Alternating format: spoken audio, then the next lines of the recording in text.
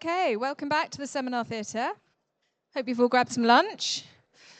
It's been rather a successful few years for the British Association of Removers. I think everyone can agree. The government awareness of the industry issues that we all face has definitely increased over the last couple of years, thanks to the work of the BAR. The Young Movers Group's going from strength to strength, and obviously the new apprenticeship scheme is now in operation. So there's been a lot of successes. But back in August, the BAR welcomed a new Director General. So I am going to hand over to Andrew, who is going to come and have a chat to us about what comes next for the BAR and how he's going to further expand on the work that's been done in the last few years. So please put your hands together and give him a warm welcome.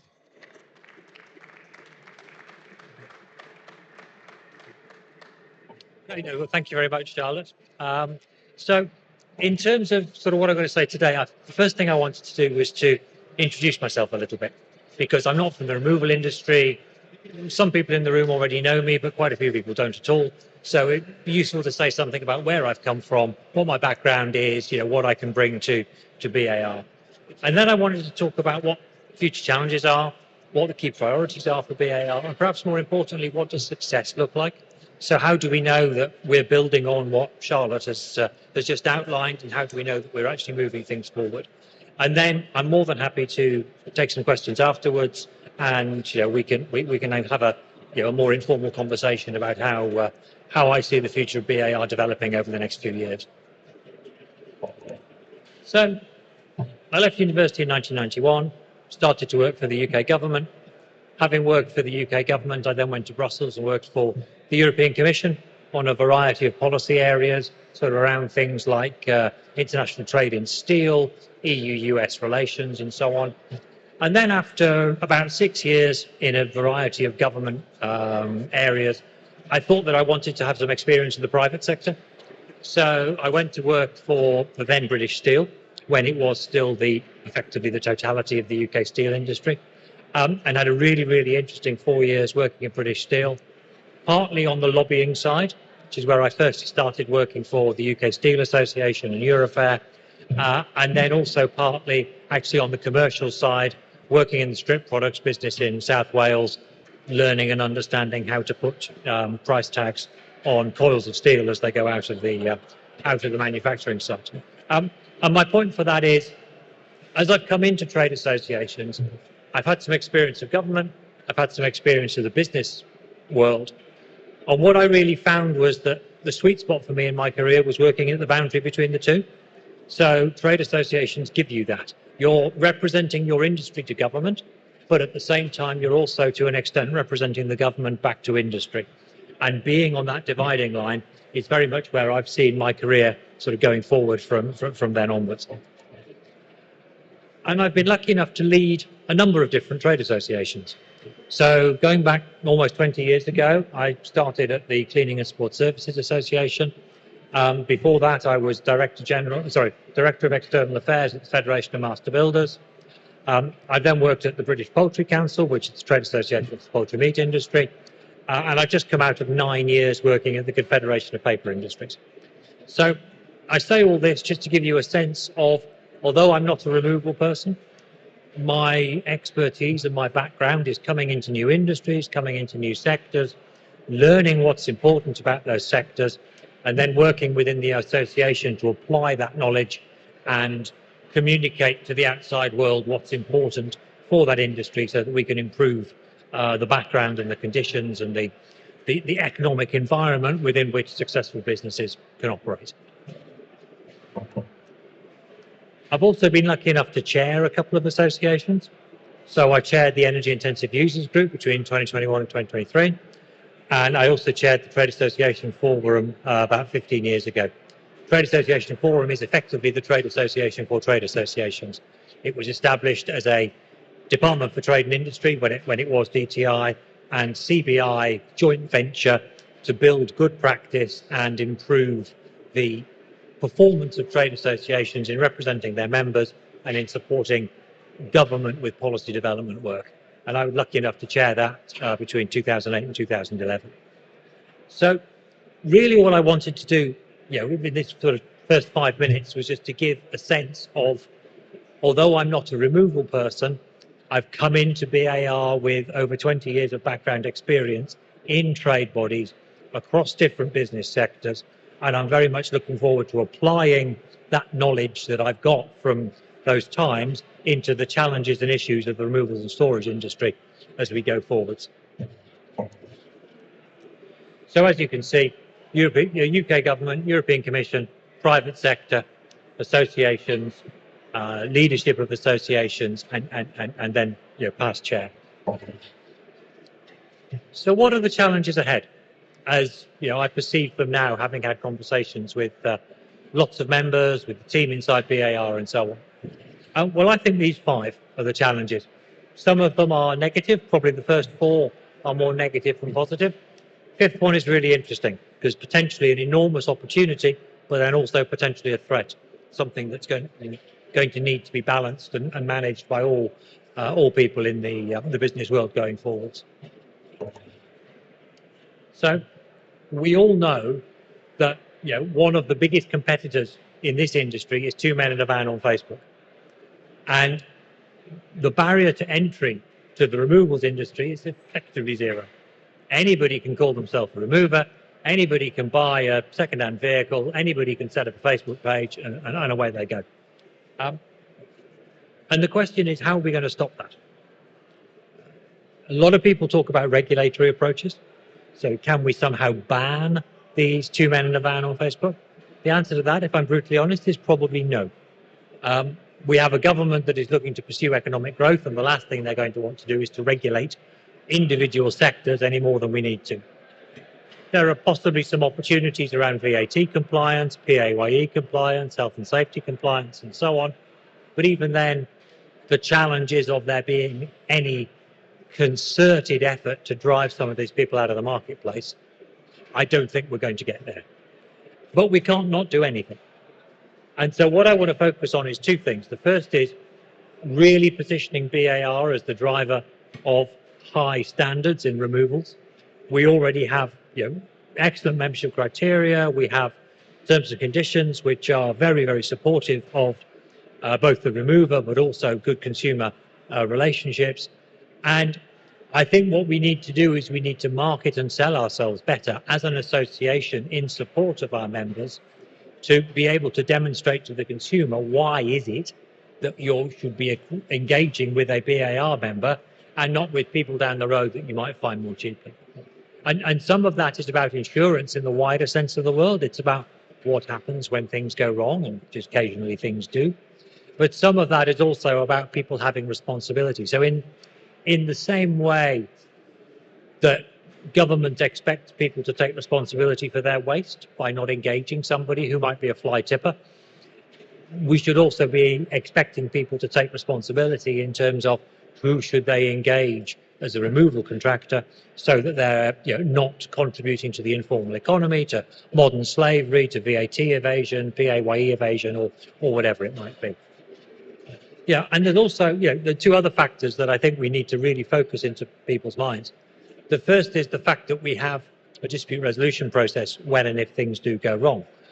So we don't just have the provisions in the T's and C's and the facilitation work of BAR to bring people together and bring consumers and suppliers together to try and resolve issues.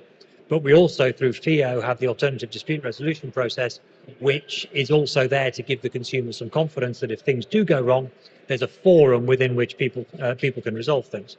Now, that is something which isn't perfect, but at the same time, it's a lot better than potentially having the free-for-all and the movement towards small claims court and so on that people can find themselves with. And I was actually just talking to a BAR member a bit earlier on who was saying that actually the T's and C's had enabled them to resolve a potential small claims court issue before it got there, which I think is a huge potential benefit, and something that we should spread more widely to the membership in terms of what they can get as a result of BAR membership through the support of T's and C's and BAR to resolve issues. So I think that's the first thing, is how do we get the informal economy under some sort of control? How do we really push the government and the consumer towards prioritising top quality removals as opposed to just the cheapest one that can be found. So the second issue that I think is really important is labour and skill shortages. So we have an ageing workforce in removals, and we also have real difficulty in getting people to come and work for us, whether as porters, whether as drivers, whether as estimators, whatever facet of the industry that might be. And so BAR, I think, has got a huge role in helping support the industry with some of its future recruitment challenges. And the sort of things we can do are BAR Young Movers Group.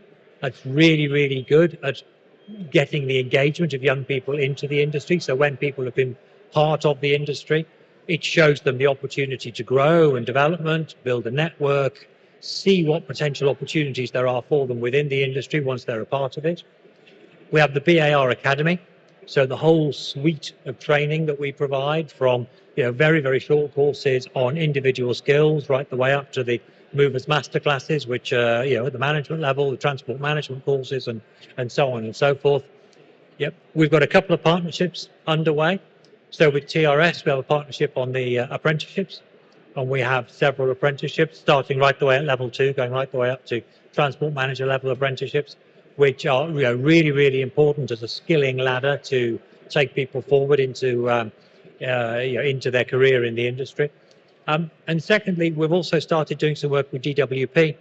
I've got an article that's going to come out in the December issue of Removals and Storage that I've written with DWP officials, all about the opportunities that they see for looking at people who are in the job centre network and how can they be given opportunities to try employment in the removals and storage sector. Not so much in a sense, because I'm aware of all the background of, you get people from a job centre, they last a day if you're lucky and you never see them again. This is about trying people in a much more ring-fenced way. So it's a short-term commitment on both sides, but it gives the unemployed person an opportunity to demonstrate what they can offer, how they can take things forward. And if they're right for you and you're right for them, then it's an opportunity for get somebody new working for you. If it doesn't work, then it's time limited. These people have been able to keep their universal credit and their other benefits, so they haven't lost out. You haven't lost out. It's low downside, it's low risk, but it's potentially high upside in terms of opening up a new environment for people to be able to come and work for your organisation. But in a way, we've also got a more fundamental issue, which is how do we market removals and storage to the next generation? How do we actually get people who are looking at influencers, looking at jobs in retail, looking at opportunities to work in anywhere they want to work? How do we get them to be convinced to work in removals? And I think that's very much a work in progress. That's a challenge that BAR needs to work with the industry in order to try and solve, is what makes the industry attractive? Because there are lots of factors of an industry. Is it there's the flexibility of working? Are the salaries good? Are the training opportunities good? Are the opportunities to have a lifelong career as opposed to just a job good? And so we need to set out our stall as an industry, start working with the schools, with the colleges and so on, to position removals as being an opportunity for people to have a good life, as well as just a job that you might do before you get in and do something else. And that, I don't have the answer to that question yet, but I think it's a really important question to ask and to answer, because I think part of the process of asking it will really uncover something about the industry and will uncover something about what it is we're trying to achieve. So one of the challenges we also have is the challenge of the way the property market performs, or perhaps I should say doesn't perform. So you have delayed completions, you have problems with access, it's always difficult to get keys. The idea of sort of sometimes getting keys at 5 o'clock, where people have been working all day and then only then can they get access and get into the building and so on. So we've been very lucky. Literally within a few weeks of me starting at BAR, the government has launched a consultation on changing the way the housing market works, looking to make the process more predictable, more streamlined, actually improve the experience for buyers and for sellers, and therefore for all the service providers who are associated with that process, of which the removals industry is a very important one. This government consultation is currently live. We're going to put in our own response as BAR, but we're also working with the Home Buying and Selling Council to work with the industry overall to put in a collective response, which I think will carry more weight than any individual association on its own. Yeah. Our two key asks are this: keys by 1 p.m. all the time. In the modern day of electronic payments and instant movement of money and so on, it shouldn't take until 5 o'clock. It shouldn't even take, oh, well, we don't do our bank run until 3. These things should be deliverable instantaneously. There's no reason why it can't be done. Even a Luddite like me has got a banking app on his phone. So, it can be done just like that. And secondly, having that 10 clear days between exchange and completion. I've been lucky enough to talk to a number of BAR members and other removal companies over the 3 months that I've been in post. It's really clear that last minute rush where literally somebody says, oh, we've exchanged today and we're completing in 3 days' time, or we're going to do exchange and completion on the same day. And then you've no idea that your forward visibility for scheduling your vans, your labour force, your logistics, accessing materials out of storage if you need to, and so on. It's just, you're constantly firefighting from one place to another to try and do what you need to do. Having that guaranteed window for us seems to be really important in terms of stabilizing the marketplace, actually improving the experience for the consumer, who isn't then constantly being pushed about and worried about what they're going to be able to do and when they're going to be able to do it, but also about improving the experience for the removal company as well, so that they're able to provide the service in a more controlled and managed and calm environment, rather than this constant rushing around that you currently have at the moment. So we all know the budget's coming up on the 26th of November. We've seen lots and lots of things trailed. Tax rises here, tax reductions there, whether it's on income tax, whether it's national insurance, whether it's, I think the last thing I heard was a milkshake tax. So perhaps the next time someone throws it at Nigel Farage, it'll be more expensive or not, I don't know. But we've got a whole series of challenges about the economy. So, the house building market is slow. I was reading only yesterday that house building in London has basically collapsed because people don't know where they're going to stand in terms of interest rates and mortgages and so on. Developers can't get permission, so the market's just fallen over. The government came in with very sort of high hopes of 1.5 million new properties over the lifetime of the government. Well, we're nowhere near that. And I think in the grand scheme of things, we're not going to be anywhere near that. Low growth, challenges of affordability, challenges with regard to business rates, particularly for people running storage businesses, relatively large area, relatively small turnover per square meter, as it were, can be very challenging in terms of business rates. And these are all impacting the size and the velocity of the housing market, all impacting demand for the services that you all offer. On one level, there's not much that BAR can do. But what we can do is to start building our influence in Westminster and Whitehall to understand, so that people like Rachel Reeves rather understand what it is that this industry can contribute to wider economic growth, but then also what do we need in order that the government gets out of the way and isn't actually a barrier to that growth. And we were very fortunate that last week Rachel Reeves visited one of BAR members' branches that are in her constituency, and we were able to make that conversation with her face to face. And I think that building those sorts of relationships and being able to engage with government at that senior level is something which I think is really going to improve and inform the way that BAR can drive policy going forward to the future. And it's certainly something that I'm going to focus on, and I'll talk on a bit more about that in a minute when I come on to what am I going to do about these challenges going forwards. So last challenge, AI. What can AI do for removals? And I think this is a really, really interesting set of juxtapositions here, because on the one hand, and I was just talking to some members earlier on, one of the key selling points about the removals industry is its very interpersonal nature. You are going into people's houses, you are looking at their personal possessions. It's a very intimate thing to do. People don't open their houses to anybody, and yet you're putting all of their personal possessions in a van, taking it somewhere else, and then responsible for putting them back out. And so that works with the human touch. People won't buy that service from a robot. They won't buy it from an app on a phone. They want to talk to somebody. But at the same time, AI is there, and it does have certain benefits and certain potential opportunities. Yeah. Can it help with estimating? Can it help with doing some of the complicated calculations around what sort of size of van do you need? What sort of packing do you require? What sort of resources do you require in order to be able to deliver the job? Can it help with logistics planning? Can it help with managing your vehicle fleet? Can it help with managing your routes? Maybe managing your routes in real time so that you're able to make sure that you're minimizing your petrol use, minimizing your crew hours, making sure you're not falling foul of tachograph rules going forward, or whatever it might be. Will it actually help you sort of like what we call nesting software? Will it help you? I saw the sort of packing challenge that was going on the other side of the arena.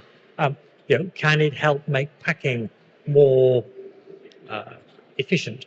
Can it make sure that you show it how many boxes you've got, you show it the size of your van, and it says put this box there and so on, and that's how you get the maximum number of items in the van with the correct distribution of the weight and the correct distribution of the materials, so that the first to come out is nearest the door, and so on and so forth. Can AI do that? And finally, what can it offer by way of training and support? Can it provide some real-time support in terms of issues that might crop up in a move? Can it be incorporated as part of the training package? It's certainly something that we at BAR will be looking at. Can AI help in terms of the delivery of training, the facilitation of training, the collection of information with regards to what's going to be in future training courses, that sort of thing. So there are obviously challenges with AR. I saw this morning that the head of Google is talking up the risks of it being a bubble and that it's not actually delivering real business benefits yet. But at the same time, I think I can see that there are use cases already, and I can see that there will be other use cases coming forward. So I'm more on the positive than the negative side, but I just think it's got to be used carefully. And BAR is certainly going to want to try and play a role in supporting the industry to understand what is the best use case for the AI products, and how can we make sure the business and the industry will benefit from them rather than not. So what are my key priorities? As I said, I've been DG for 3 months. In that time, I've had a good opportunity to meet members, to attend some area meetings, engage with the industry more widely. It's a fantastic opportunity to come to an event like this and meet the industry on an even footing. For me, I think there are 2 things I want to do in terms of inputs and 2 things I want to do in terms of outputs. So on the input side, I've got to have a look at BAR's internal processes. How do we actually make things work internally? Very, very sort of challenged by some of the, shall we say, more bureaucratic approaches that we have to things, where processes have developed over time, and those processes having developed over time have tended to attach things to themselves, and people have said, oh, wouldn't it be good to add this, and maybe we should do this as well, and before you know it, you have a process that's 3 sides of A4 from beginning to end, and you begin to wonder why it is that actually no one's taken a step back and looked at the totality of actually what is the whole thing trying to achieve, what do we need to change in order to make it work for everybody. We're going to review our governance documents, everything from the Articles of Association, the Memorandum of Understanding, right the way through all of the rules, the membership criteria, the terms of reference of the various committees and boards and so on and so forth. All of those, I think, need to be reviewed so that we really understand that they're up to date for the middle years of the 21st century. Some of them date back well into the 20th century, if I'm honest, and it's about time that they were looked at properly and revamped. And I think we need to ask ourselves the question, rather than starting from it was like this today because it was like that yesterday, because it was like that 5 years ago and 10 years ago and so on. I think we need to kind of start from first principles and say, okay, what do we need in order to be able to do what we're supposed to do? So, what does success look like? Which I'll come on to in a minute. How do we know we're winning? Okay, if this is what success looks like, what do we need to be doing in order to drive that success? So rather than just doing things because we've always done them, doing them because they're essential to us doing what it is we're supposed to be doing. I really want to enhance the member benefits as part of that process as well. So understanding what's value for money for the members, what are they going to use, what do they want, what do they need, how can we deliver that? I think we do some really good VFM things at the moment, things like the T's and C's, things like the networking through the area meetings, things like the support from the affiliates and the partners and so on that we have. I think all of those things are really important, but we can do more. And we can set it out clearly for the members, clearly for potential new recruits, so that there's no misunderstanding what value we provide and how we do it. Not quite sure what's happened to that slide there, but we're going to look at our internal activity, see what's happening with the member benefits that we're offering internally and also the affiliate partnerships. But we also need to recruit more members. So we need to start asking the question, why be a member? So, I'm aware there's a Facebook group just started. People are asking questions on that Facebook group. Well, what am I getting for my money? Well, we're going to answer that question because we should. And then once we've answered that question for the existing membership, we can also answer it for new people who might be interested, who really want to understand what it is that we're able to offer. Because, I think BAR is a good value membership. It's just we haven't shouted about it enough. We have to be more proactive in our communications, in our marketing, in our engagement, so that we're really working with the industry to benefit them and also build an understanding of what they need so we're able to provide it and we can demonstrate what that value is. The second thing we need to build is our influence. So I'm going to undertake what's called a reputation audit. What that means is I'm going to go and talk to members of parliament, senior civil servants, other key stakeholders and say, what do you think of the removals industry? How much do you know about what we want? Have you heard of keys by 1 p.m? Have you heard about 10 days from exchange to completion? Do you understand about our challenges with the informal economy and so on? Don't know. If I'm honest, and I've done reputation audits in other sectors before, the short answer will be no, they won't have heard of half of it. And the spontaneous recall of BAR and the removals industry, I'm expecting it to be pretty small. But we need to know, because once we know, we can do something about it. We can work out who our key stakeholders are. We can work out what's important to them so that we can present our issues in terms that are important to them. And then as a result, we can start to grow our influence, grow our engagement, and really begin to start moving the needle in terms of the policy issues that are affecting everybody, so that we're improving the business environment within which the association and the industry works in overall. So as I said, we were lucky enough to have the chance to visit to meet with the Chancellor pre-budget, and we'll also be putting on an event in Parliament in April 2026. We've engaged with a public affairs organisation called College Green Group. They're going to write a report for us on the contribution of the removals industry to economic growth.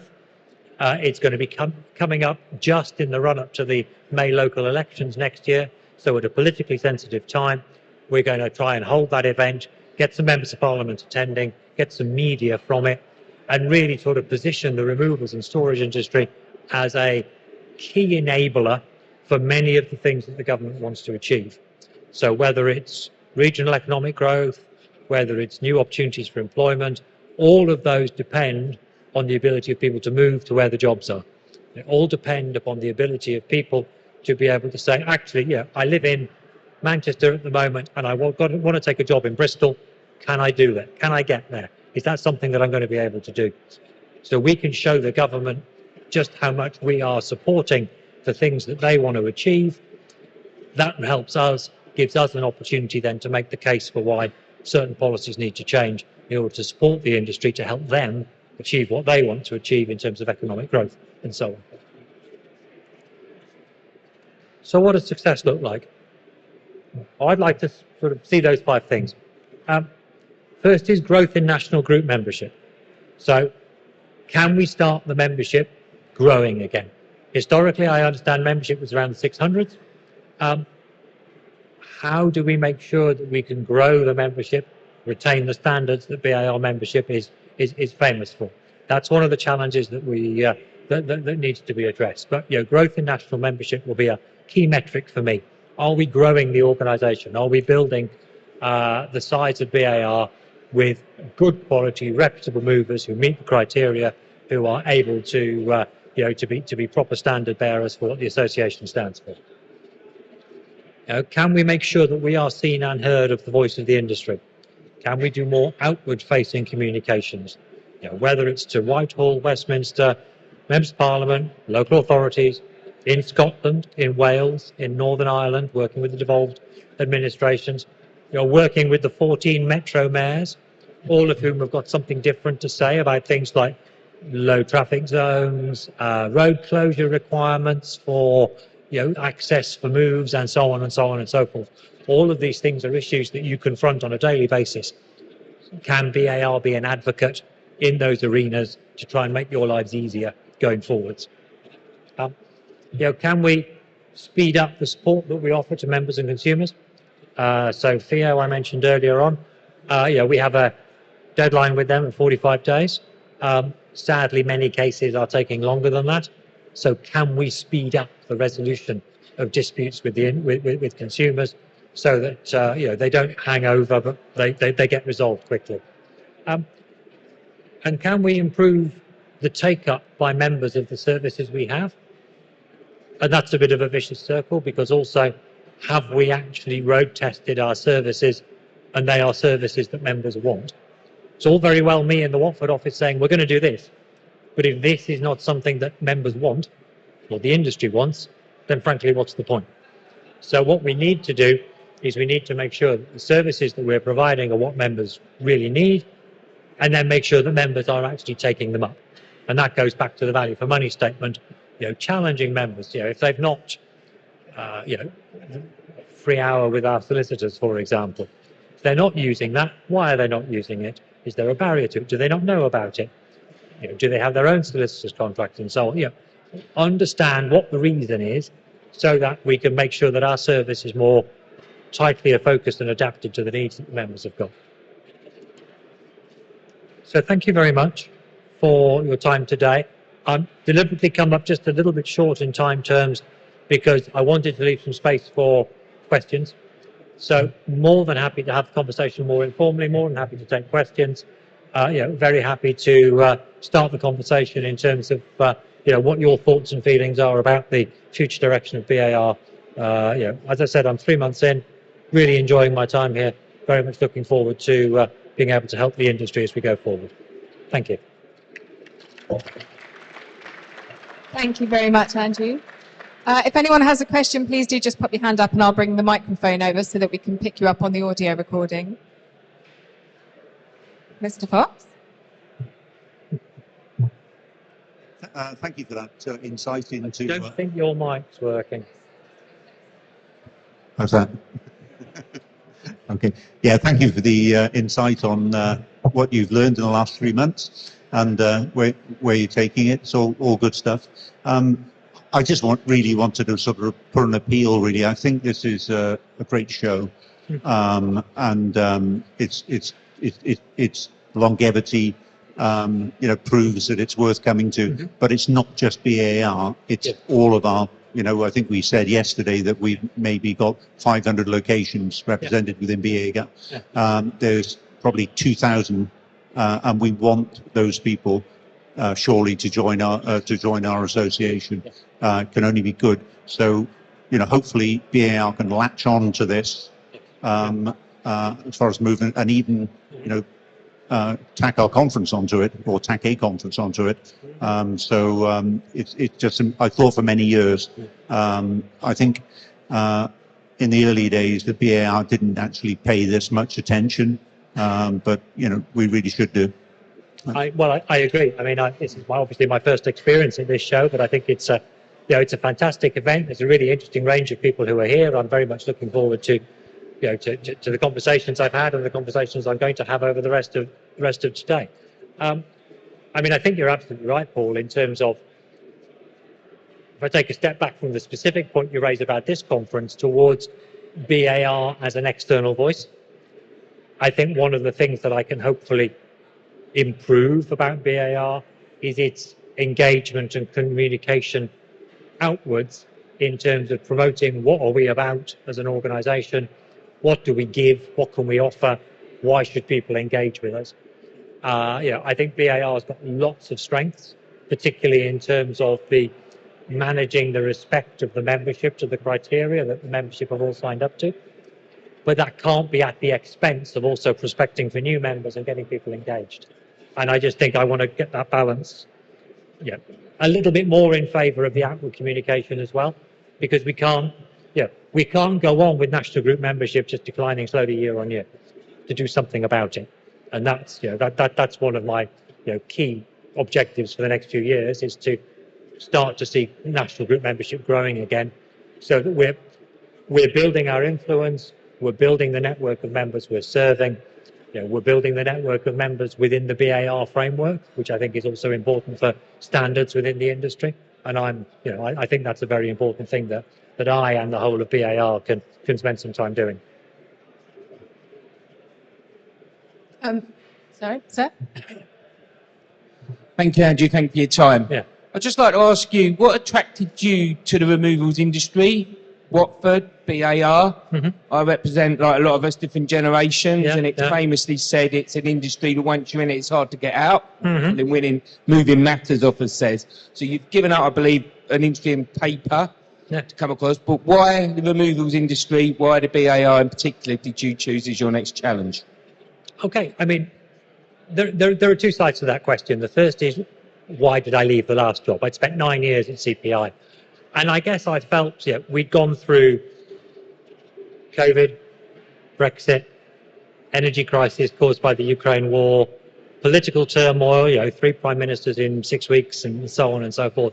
And I felt it was a good time when we had some stability to hand that on to somebody who'd was going to then take it on to the next stage forward. So I guess I felt I'd taken that organisation through a difficult period, and it was opportunity then to think about doing something else.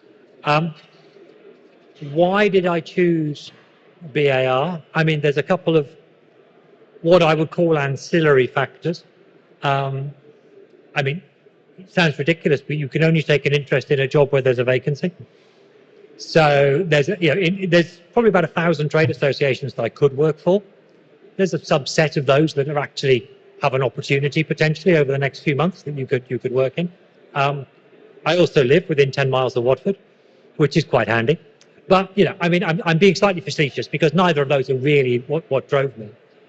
What drove me, I've always loved working in industries that are fundamental. I'd have real difficulty working for, I don't know, the Social Media Association or Video Game Association or things like that. Removal speaks to something pretty fundamental. It's like I said before, it's a very intimate thing. You're letting people into your lives. You're engaging with them at a really important moment in their lives, whether it's a positive reason for a move, a new child, a new opportunity, a new job, whatever, or whether it's a sad reason for a move, a bereavement, a divorce, whatever. And I've always been attracted to working in industries where the industry is at some important touch point in people's lives. And that was what really, that was really what I was looking for. And then, as I said, I sort of came across BAR. It fitted lots of other things in terms of location and opportunity and so on. And so I decided to throw my hat in the ring, and here I am. I think a lot of us could probably agree with that the reason we like this industry so much is because it actually feels like you're helping people on a daily basis. So if there's no more questions from the floor, one of the things I wanted to pick up on... I'll come over.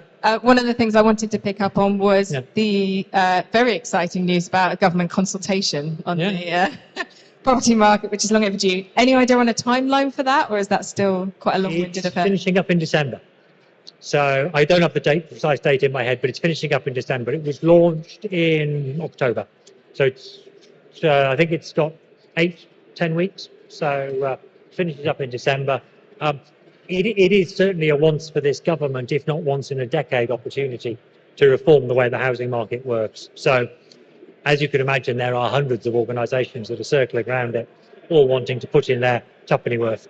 I think we've got to make the point that if they want a market to run smoothly, if they want people to have a good experience of moving, so they're not put off it in the future, then providing those timescales and those opportunities for the move process itself to be smooth is a key and integral part of that. And that's the point we'll make. We know others will also be making similar points, and I'm hopeful that there'll be some real change at the end of it. Fingers and toes crossed on that one. Any further questions? Hi there. So we're a relatively small firm which has gone through the process of applying for membership, and we're still in that process at the moment. It's really positive to hear that you're sort of acknowledging there are some difficulties and bloating, but where we're really experiencing difficulties comes around a lot of your requirements and procedures are very dated and very, for example, when we have an auditor in, we're getting penalised because we're not using a paper-based system, because the auditor's way of seeing it is that they've always used a paper-based system. Whereas we can provide a digital system which does exactly the same thing to exactly the same standard, but we're still being asked by auditors to address this and to change it back to an old-fashioned way. From our side, it's really positive that you're planning on making changes, but do you know how long these changes will take to come into effect, and how long, do you have any sort of time frame on making any adjustments or amendments to it? Yeah, in case anyone didn't catch that, the question was around the audit process and some of the processes around BAR membership, just in terms of catching up with the digitisation of a lot of businesses. So I think what I'm looking to achieve is essentially a sort of a 4-step process. So we start by actually having an outbound marketing process, because we don't have one of those at the moment, really. We then have people who are actually coming to the premises in order to help and assist with the process of onboarding. We have to deal with the processes, as you just outlined, and then we're very clear what the value for money is. Now, to come specifically to your question, I'm looking to get this whole new process in place, hopefully spring next year. The reason why it's going to take a little bit of time is because I've got to look at the resources available. I've got to go through the whole governance and document review. Some of the things like the membership criteria, they depend on the Articles of Association. The Articles of Association, I need an annual general meeting or an extraordinary general meeting to change. So there's some bureaucracy that needs to be gone through. What I want to produce, though, and I think the point you've made about future technology and the openness of the BAR as an organisation to accepting new technologies as part of the way that people do business is absolutely well made, and it's certainly something that I'll want to look at and make sure that we've got the right processes in place. I think and again, my experience isn't very long. I think we have shown some flexibility in the past where new models of businesses have made an appearance, and we've had to look at what our criteria are to be able to accept those good businesses in, even though they're doing something which is not quite what the traditional image of a remover is. And I think, as you just said, if people are using different technologies to achieve the same end, I think we should be technology neutral. I certainly don't think we should be forcing somebody down any one particular path. Okay, thank you very much, everyone. We're all out of time, I'm afraid. But if you could put your hands together to give Andrew your appreciation, that would be really appreciated. Thank you.